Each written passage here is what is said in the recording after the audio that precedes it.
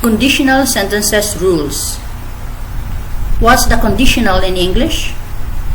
We use the conditional in English to talk about something that might happen if something else were to happen.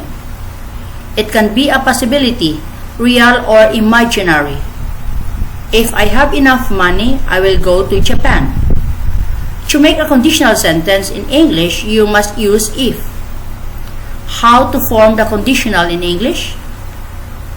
There are 4 types of conditionals in English. The zero conditional. Both parts of the sentence are at the present simple. If plus simple present plus simple present. It is often used to tell general truths. If you heat ice, it melts. If you mix red and yellow, you get orange.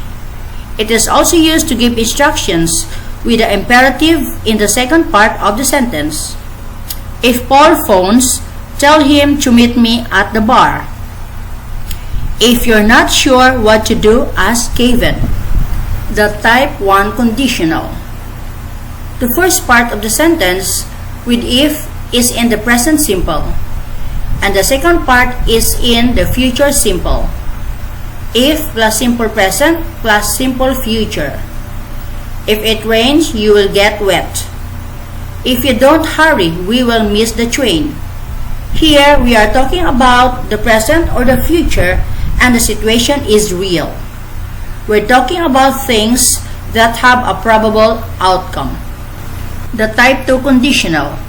The first part of the sentence with if is in the simple past, and the second part is in the present conditional. If plus simple past plus present conditional. If it rained, you would get wet. If you went to bed earlier, you wouldn't be so tired. If I knew her name, I would tell you. With the type 2 conditional, we are talking about things that could have happened and their probable consequences. The type 3 conditional. The first part of the sentence in if is past perfect, and the second part is perfect conditional. If plus past perfect plus perfect conditional.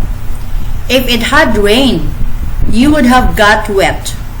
If you had worked harder, you would have passed the exam.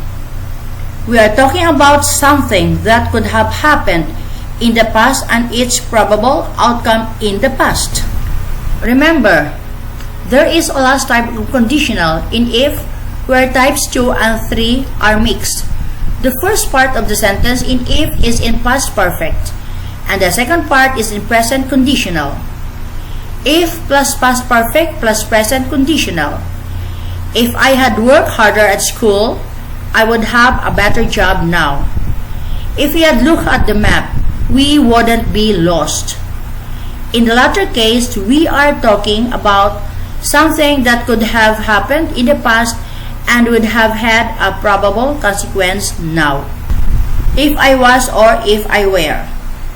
Take a look at the following examples. If I was rich, I would buy a house. Or, if I were rich, I would buy a house. If I were is the correct way to say it. However, if I was is commonly used in spoken English. So, if in doubt, for example, when speaking during an oral exam, for example, use if I were.